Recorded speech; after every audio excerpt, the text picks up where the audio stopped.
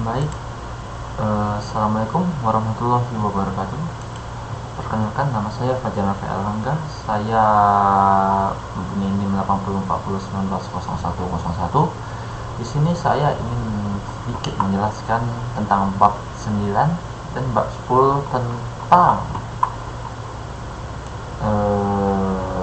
keamanan sistem informasi, tentang keamanan email dan keamanan sistem informasi tentang World Wide Web atau disebut dengan WWW. Pertama, kita mulai dari keamanan email. Apa itu electronic mail? Di mana kita menemukan, sering kita jumpai email. Ini ada sejarah dari email. Ada internet. 1971 Robert Tomlinson, pesan pertama yang dikirim waktu itu adalah QWERTYUEOP, yang merupakan baris pertama pada keyboard komputer. Ya, keyboard yang di sebelah tab lah. Pada tahun yang sama pun ikon juga diperkenalkan sebagai lambang penting untuk menunjukkan atau pada. Fungsi email pun sekarang juga bermacam-macam, sebagai identitas diri, secara personal, alat untuk mendaftarkan diri. Seperti kita mau daftar game, biasa kita diminta untuk mengirim email untuk verifikasi lah contohnya, dan juga sebagai media untuk promosi. Ada seperti suatu toko-toko gitu, toko-toko yang sudah ada email seseorang, biasa ada seperti promosi atau iklan gitu dikirim ke suatu email. Kenapa mempelajari security email? Di sini terus, setelah browsing, email adalah aplikasi yang paling sering dipergunakan. Ya, mail server selain web server merupakan server yang paling sering diserang. Layanan basic email ternyata tidak seaman perkiraan kita. Jadi kita bahas pengertian dan cara kerjanya. Email adalah pesan yang terdiri atas kumpulan string ASCII dalam format RFC. 822 dikembangkan tahun 1982. Maksud 822 ini mungkin karena 1182, terdiri atas dua bagian, yaitu header dan body. Header ada sender, recipient, that, subject, delivery, path. Body adalah pesan. Ini contohnya. Bagaimana dengan pesan non SC yang dilakukan pada email attachment? Perkembangan email dengan aplikasi gabungan standar RFC 822 dan MIME. Apa itu MIME? MIME adalah multi-purpose internet mail attachment. Dia menambah kapabilitas RFC 822 agar email mampu membawa konten non-SC, menambahkan 5 header file pada email untuk spesifikasi MIME dan konten, tipe accounting, ID, dan deskripsi. Dan ini bagaimana email bekerja. Pada dasarnya yang kita lakukan sehari-hari atau mengirim tugas itu, proses sederhananya email ya gini. Kita ngirim email, itu langsung diterima oleh penerimanya. Namun proses sebenarnya adalah seperti ini. Apa itu MUA? Apa itu MTA? MUA adalah aplikasi yang digunakan untuk menyusun, mengirim, dan menerima email.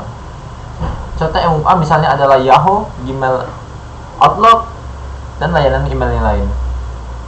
Beberapa MUA bisa tampak lebih grafis seperti Evolution, Thunderbird, dan Outlook, atau memiliki interface yang berbasis teks sederhana seperti Mood. MTA atau bisa disebut dengan Mail Transport Agent. MTA merupakan salah satu komponen mail server yang bertugas menerima dan mengirim. Ini juga mengirim dan menerima email dari komputer yang satu ke komputer yang lainnya. MTA memainkan peranan penting dalam sistem penanganan pesan internet. Beberapa tugas MTA antara lain yaitu menerima email, meminta catatan mail exchange, dan memilih server email untuk mentransfer email, mengirim pesan respon otomatis jika pesan gagal sampai tujuan. Misalnya kayak gangguan sinyal, nah dia langsung respon otomatis jika misalnya dia langsung bilang kalau pesan itu gagal disampaikan, dan alasannya juga disebut karena gangguan sinyal atau semacam contohnya. MDA atau Mail Delivery Agent. MDA adalah sebuah software komputer yang bertanggung jawab mengantarkan email dari MTA server. Ini berkesambungan. MDA juga dikenal sebagai LDA atau Local Delivery Agent. Beberapa MTA dapat mengisi peran MDA ketika mereka menambahkan pesan email baru ke file pesan pengguna lokal. Sedangkan untuk protokol, terdapat dua kategori dalam server email: protokol surat keluar atau bisa disingkat SMTP, dan protokol surat masuk IMAP dan POP3. Untuk mengetahui penjelasan lebih detail tentang kedua kategori tadi, Anda dapat melihat poin-poin di bawah ini. Contohnya, dari pengirim ke SMT, lalu sampai email mengirim ke SMT, sampai email penerima ke penerima. Dan ini meliputi dari server DNS. SMTP atau Simple Mail Transfer Protocol adalah protokol standar untuk transmisi atau pengiriman email. Protokol ini bertugas melakukan komunikasi dengan server untuk mengirimkan email dari lokal email ke server email. Dalam proses kerjanya, SMTP dikontrol oleh MTA yang ada pada email server Anda. POP3 atau Post Office Protocol. POP3 adalah versi ketiga dari metode penerimaan email. Makanya dia disebut POP3, menerima dan menyimpan email untuk seseorang sampai mereka mengambilnya. POP3 adalah protokol server atau klien, tempat di mana email dikirimkan dari server menuju email lokal. POP3 bekerja dengan mengontak server email Anda lalu mengunduh semua pesan baru dari email lokal. Setelah Anda mengunduhnya, mereka akan hilang dari server. Jadi, jika Anda memutuskan untuk memeriksa email Anda dengan gadget yang berbeda, pesan yang sudah Anda unduh sebelumnya tidak akan ada lagi atau hilang.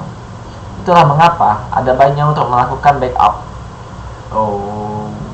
POP3 cocok digunakan untuk Anda yang biasanya membuka email dengan hanya satu gadget. Jadi kalau diakses dengan beberapa gadget, dia langsung hilang gitu.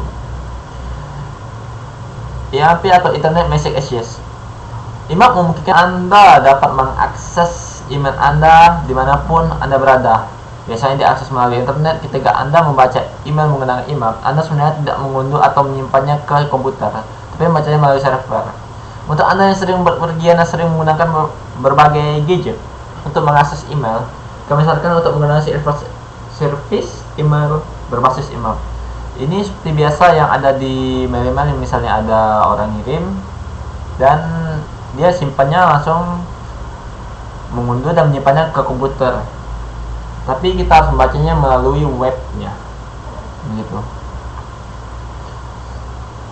Ancaman dan pencegahan.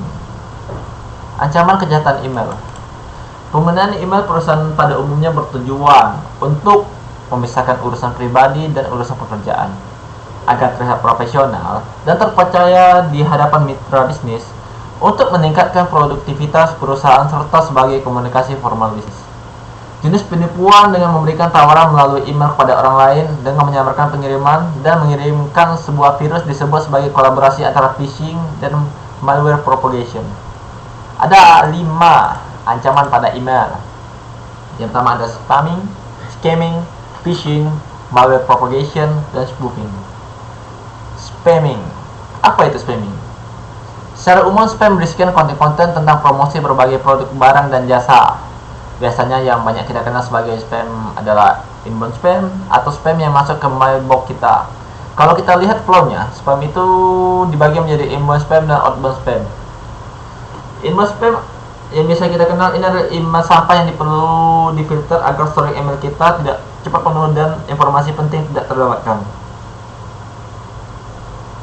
Pencegahannya adalah dengan implementasi agar proses anti-spam dan virus pada email server Anda melakukan Bayesian learning terhadap spam yang baru.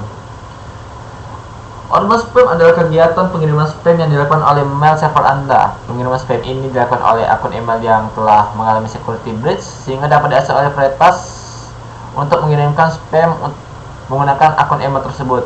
Kejadian outbound spam tidak mengenal waktu, dapat terjadi pada siang hari ataupun malam hari.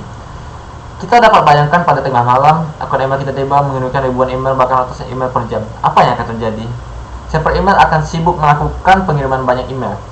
Bahkan pada kondisi tertentu, email server akan mati tiba-tiba. Jika email server mati, komunikasi bisnis terganggu, reputasi IP server menjadi buruk. Ketika reputasi IP server menjadi buruk, server email akan masuk dalam blacklist sender, di mana banyak email server akan melakukan pengecekan database blacklist sender ini. Jika reputasi server buruk, maka email dari server akan ditolak. Ada contoh, waktu itu saya pernah nonton suatu YouTube. Dia tidak sengaja menampakkan emailnya, lalu dia kena spam sama penontonnya. Ini ceritanya dia lagi live YouTube gitu, dan ya mengganggu.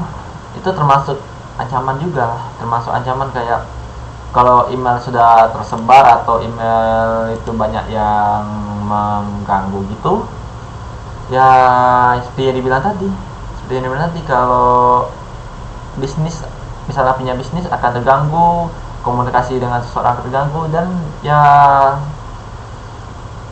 suatu ancaman lah kalau spamming. Ini adalah antisipasinya, yaitu jangan merespon email yang tidak dikenal, membatasi publikasi email, membuat email sesuai kebutuhan, gunakan software anti-spam, aktivasi fitur anti-spam pada email, gunakan ads saat melampirkan email pada sosial media. Yang kedua adalah scamming. Apa itu scamming? Email scam biasanya berisikan sebuah pesan yang sangat meyakinkan. Scamming ini mirip dengan SMS yang berisikan informasi pemenang undian di mama minta pulsa dan sejenisnya. Informasi tersebut merupakan bentuk scamming yang dikirimkan melalui pesan SMS. Bentuk email scamming cukup bervariasi. Umumnya itu berisikan sesuatu yang menarik, baik itu menarik simpati, menarik perasaan bahagia, di mana jika kita mempercayainya, kita akan terjebak pada suatu mekanisme jebakan yang akan menggiring kita melakukan pembayaran secara sukarela seperti orang terhipnotis. Email scamming ini agak sulit kita hindari. Setiap orang bisa saja menerimanya, apalagi jika pelaku scamming melakukan tindakan secara target pada individu tertentu. Untuk itu kita perlu berhati-hati dalam mempercayai informasi dan tentunya melakukan informasi beberapa kali kepada pihak-pihak terkait. Ya, kalau scamming sih sekarang sudah banyak dilakukan oleh para penipu ya. Scamming seperti mama minta pulsa, seperti ya ada suatu pesan ngirim kayak butuh uang, misalnya nyamar jadi adik atau nyamar jadi keluarga yang butuh uang itu. Biasa kalau scamming ini dia sudah memantau orang-orang yang mau ditargetinnya. Lalu dia melancarkannya dengan ya para penipu melancarkannya dengan baik lah kalau itu. Yang ketiga ada phishing. Apa itu phishing? Phishing jika diucapkan mirip dengan kata phishing atau kegiatan memancing. Faktor penentu dalam keberhasilan memancing adalah umpan yang tepat sasaran, umpan yang benar-benar menarik, umpan yang benar-benar mirip dengan makanan alami sasaran. Dalam phishing email, umpan berupa informasi palsu yang administrator sistem, pejabat bank, dan lain tersebut. Informasi tersebut dapat berupa ajakan untuk melakukan pembaruan informasi akun yang targetkan. Biasanya konten informasi sangat meyakinkan dan berisikan formulir pembaruan informasi. Contoh email phishing dapat dilihat pada gambar. Bisa lihat di sini. Kita halo pengguna, surat Anda telah melebihi batas penyimpanan yang ditetapkan oleh administrator 20 GB. Anda berjalan lebih bla dan Anda tidak mungkin bisa mengirim atau menerima email baru sampai Anda kembali memvalidasi email Anda. Klik tautan di bawah ini. Kalau phishing ini dia lebih ke membuat tautan dan mencari tahu bagaimana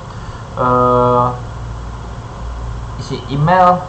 Biasanya ini kalau sudah terlihat tautan gini, dia langsung minta email dan passwordnya lagi gitu. Jadi dia mencari email dan passwordnya untuk ya info email dan passwordnya dicari. Kalau phishing lebih ke situ. Nah, seperti ini kan, betul kan? Ketika kita mengklik URL tersebut, maka kita akan diarahkan ke suatu halaman situs yang meminta credential email kita. Meminta nama, email, password, dan nomor HP, bahkan sampai ke nomor HP tersebut. Jadi kalau phishing itu ya harus hati-hati lah, karena kalau info seperti ini juga ya nggak itulah. Kalau ini apalagi kita bisa lihat dari sini juga tampak kalau penipuannya ya mendeteksi dengan phishing, lingual algoritma atau phishing detector menggunakan add-on web browser anti-theft, menggunakan mekanisme pre-filter, pendeteksian dengan streaming analytics dan self-efficacy. Berikutnya adalah malware propagation. Dunia komunikasi email dan internet kadang terasa penuh dengan bahaya malware, virus. Sistem email perusahaan Anda kemungkinan telah memiliki software anti-spam dan antivirus untuk melindungi email kantor Anda dari email bervirus. Namun, software tersebut tidak dapat mencegah semua malicious email dan beberapa malicious threat yang datang dari internet, di antaranya Trojan horse, virus, worms, spyware, dan ransomware. Selain menerapkan password yang rumit setiap akun email Anda, berikut adalah hal yang Anda lakukan untuk menghindari malicious email. Selalu update antivirus yang Anda pakai dalam komputer Anda. Update antivirus dapat menghindari Anda dari virus dan malware terbaru. Jangan membuka email dan pengirim yang tidak dikenal. Klik sembarang link kecuali link yang Anda percaya. Membuka attachment kecuali dari sumber terpercaya. Lakukan scan antivirus sebelum Anda membukanya. Kalau malware propagation ini lebih ke dia dengan cara suatu virus gitu, jadi dia mendapatkan suatu data dari suatu virus gitu. Ini mungkin jarang untuk orang-orang yang itu, tapi ya salah satu yang berbahaya lah. Dia dari virus, dia bisa mengakses email kita gitu. Yang kelima ada spoofing. Banyak dari kita telah menerapkan dasar pengamanan email. Lantas mengapa kita perlu waspada? Hacking akun email sangat umum sehingga hampir setiap hari kita bisa mendapatkan email dari seseorang yang Anda kenal yang akunnya telah diretas. Jadi sekalipun Anda mengenali alamat emailnya, jangan langsung percaya pada isi email tersebut. Email spoofing menggunakan alamat form palsu. Mungkin Anda menerima sebuah email dari CEO perusahaan Anda atau dari klinik dokter yang Anda meminta berapa data personal Anda. Setiap email yang meminta data pribadi patut diwaspadai sebagai email berbahaya. Bagaimana caranya? Ya bagaimana cara kita mengantisipasi spoofing? Ya kita harus hati-hatilah. Kita harus konfirmasi ke orang yang misalnya dokter mengirim Anda suatu email gitu, kita harus konfirmasi lewat lain lah, seperti ada bisa chat lewat WA contohnya ataupun yang lain. Ya untuk mengantisipasinya ya kita harus konfirmasi dulu ke orangnya gitu. Selesai tentang keamanan email, kita lanjut ke www atau biasa disebut dengan World Wide Web. Apa itu www? Dimana kita menemukan sering kita jumpai. Biasa kita menjumpai www itu di suatu browser ya. www merupakan salah satu killer application yang menyebabkan populernya internet.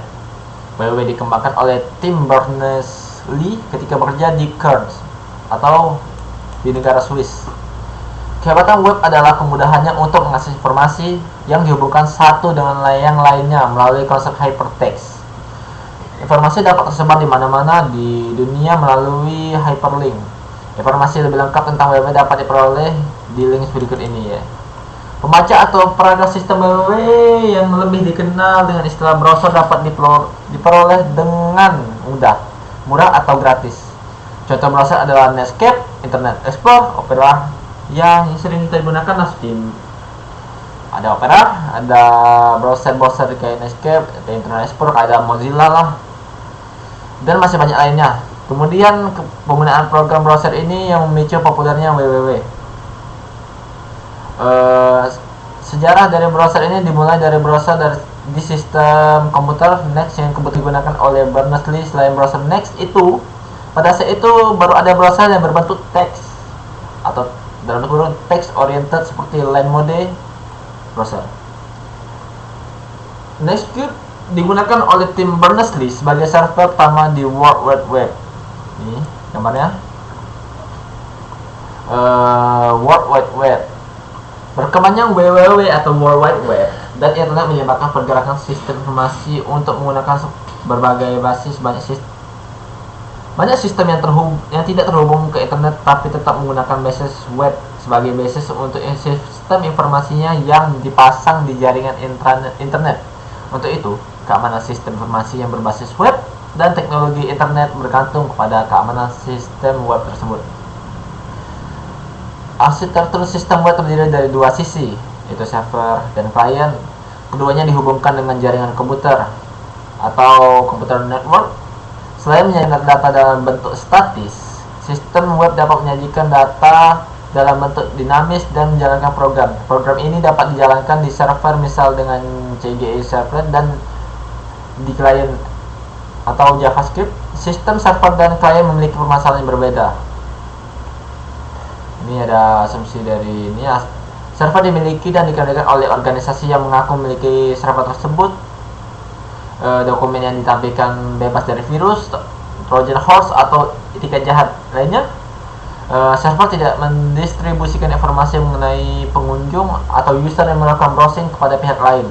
Jadi bisa dibilang ya asumsinya aman lah. Dua asumsi yang dilihat dari penyedia jasa. Ini dari sisi pengguna ya. Dari penyedia jasa, pengguna tidak beretikat untuk merusak server atau mengubah isinya tanpa izin. Pengguna hanya mengakses dokumen-dokumen atau informasi yang diizinkan diakses. Identitas pengguna benar. Banyak situs web yang batasi akses pada user-user tertentu. Dalam hal ini, jika seorang pengguna login ke web, maka dia adalah pengguna yang benar. Asumsi ketiga dari user at webmaster, jaringan komputer atau network dan komputer bebas dari penyadapan pihak ketiga. Jadi tidak ada pihak ketiga dari www.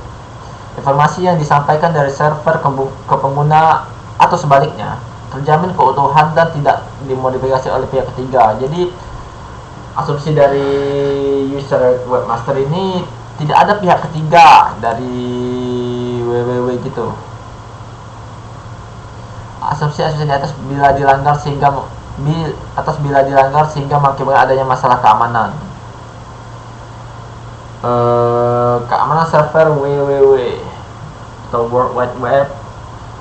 www biasanya merupakan masalah dari seorang administrator. Dengan memasang server www di sistem Anda, maka Anda membuka akses meskipun secara terbatas kepada orang luar. Apabila server Anda terhubung ke internet dan memasang server www Anda disiapkan untuk publik, maka Anda harus lebih berhati-hati sebab membuka pintu akses ke seluruh dunia. Jadi dengan kata lain, kalau kita sudah masuk ke World Wide Web, kita harus lebih berhati-hatilah karena data diri kita tuh bisa diakses di dunia gitu, seperti itu maksudnya. Server www menyediakan fasilitas agar klien dari tempat lain dapat mengambil informasi dalam bentuk berkas atau file atau mengeksekusi perintah menjalankan program di server. Fasilitas pengambilan berkas dilakukan dengan perintah git. Sementara mekanisme untuk mengeksekusi perintah di server dapat dilakukan dengan command gateway interface, set include, active server pack, PHP atau dengan menggunakan servlet seperti penggunaan Java server. Kedua jenis service di atas mengambil berkas biasa maupun menjalankan program di server memiliki potensi lubang keamanan yang berbeda. Adanya lubang keamanan di sistem www dapat dieksploitasi dalam bentuk yang beragam, antara lain ada 5. Informasi yang didapatkan di server diubah sehingga dapat mempermalukan perusahaan atau organisasi Anda. Informasi yang semestinya dikonsumsi untuk kalangan terbatas, misalnya laporan keuangan strategi perusahaan Anda dan ataupun database klien Anda ternyata berhasil disadap oleh saingan Anda. Ini mungkin disebabkan oleh salah satu setup server ya, salah setup router atau firmware, atau salah setup authentication.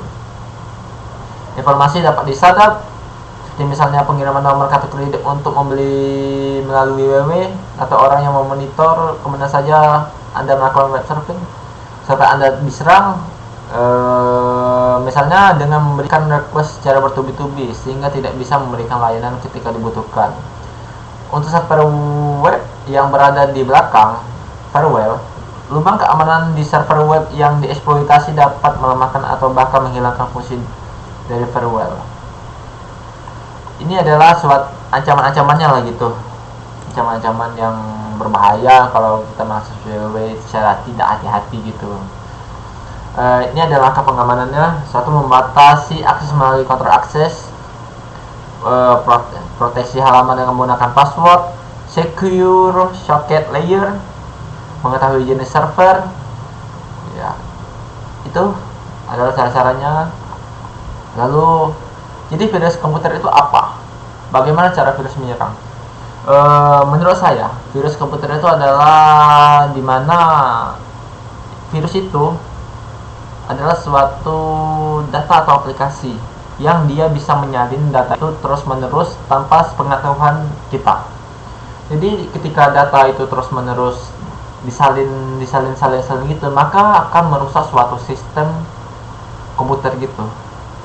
Cara virus ini ya dengan menyalin-nyalinnya gitu, dengan dia menyalin data terus-menerus, maka ya dengan diserangnya gitu, ya suatu sistem dalam komputer bakal rusak itu, bakal akan ada yang rusak. Common Gateway Interface atau CGI digunakan untuk menghubungkan sistem www dengan server lain di server web. Adanya CGI memungkinkan hubungan interaktif antara user dan server web. CGI seringkali digunakan sebagai mekanisme untuk mendapatkan informasi dari user melalui file load form, mengakses database atau menghasilkan halaman yang dinamis. Potensi lubang keamanan yang dapat terjadi dengan CGI. Seorang pemakai yang nakal memasang script CGI sehingga dapat mengirimkan paket kepada pengunjung. Ya, ini ancaman-ancamannya lah. Di program CGI berkali-kali disiram menjadi terbebani. Bla bla bla. Ya, potensi lubang keamanan yang dapat terjadi lah pokoknya. Ini ada keamanan klien World Wide Web. Ada pelanggaran privasi dan penyisipan Trojan Horse. Ketika kita mengunjungi sebuah situs web, browser kita dapat dititipi sebuah cookie yang fungsinya adalah untuk menandai kita. Ya, penanda lah. Ketika kita berkunjung ke server itu kembali, maka server dapat mengetahui bahwa kita kembali dan server dapat memberikan setup sesuai dengan keinginan atau preference kita. Ini merupakan service yang baik. Nama dan data yang sama juga dapat digunakan untuk melakukan tracking kemana saja kita pergi. Ya, ada juga situs web yang mengirimkan script, misalnya JavaScript, yang melakukan interogasi terhadap server kita melalui browser dan mengirimkan informasi ke server. Bayangkan, jika di dalam komputer kita terdapat data-data yang bersifat rahasia dan informasi ini dikirimkan ke server milik orang lain, ya kita punya privasi lah, lalu juga privasi kita itu disimpan di suatu world web gitu maksudnya. Cara penyerangan terhadap klien yang lain adalah dengan menyisipkan virus atau Trojan Horse. Bayangkan apabila yang Anda download adalah virus atau Trojan Horse yang dapat menghapus isi hard disk Anda. Salah satu contoh yang sudah terjadi adalah web yang menyisipkan Trojan Horse back orifice atau netboost sehingga komputer Anda dapat dikendalikan dari jarak jauh. Ya, ini seperti yang itu tadi, contoh di keamanan email tadi, di ini malware propagation. Kalau ini ya virus yang berbahaya lah, kan dia kayak ngendaliin gitu, bisa mendapat data pribadi kita, mungkin ya gitulah. Aplikasi web, pada awalnya aplikasi web dibangun hanya dengan menggunakan bahasa yang disebut HTML atau Hypertext Markup Language. Pada perkembangan berikutnya, sejumlah script dan objek dikembangkan untuk memperluas kemampuan HTML. Aplikasi web itu dapat dibagi menjadi web statis ataupun web dinamis. Dari sisi teknologi yang digunakan untuk membentuk web dinamis terdapat dua pengelompokan, yaitu teknologi pada sisi klien dan pada sisi server. Nah, ini ada dari web aplikasi web client side programming. Teknologi web pada sisi klien diimplementasikan, klien yang bertanggung jawab dalam melakukan proses kelemahan pendekatan seperti ini adalah terdapat kemungkinan bahwa browser pada klien tidak mendukung fitur kode perluasan HTML. Kelebihan teknologi pada sisi klien yaitu memungkinkan penampilan yang bersifat dinamis. Contoh teknologi pada sisi klien yaitu Control TVX, Java Applet, Script sisi klien. Aplikasi web server set programming. Teknologi web pada sisi server memungkinkan pemrosesan kode dalam server sehingga kode yang sampai pada mereka berbeda dengan kode asli pada server, yaitu CGI, ASP, JSP, PHP dan lain sebagainya. Keuntungannya ya penggunaan teknologi ini, dia mengurangi lalu lintas jaringan, mengurangi waktu pembuatan kode, mencegah masalah ketidakkompatibelan suatu browser. Klien dapat berinteraksi dengan data yang ada pada server, mencegah klien mengetahui rahasia kode.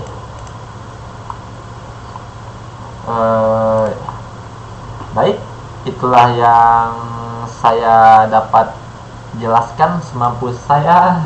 Saya mohon maaf jika ada salah. Saya Helio, assalamualaikum warahmatullahi wabarakatuh.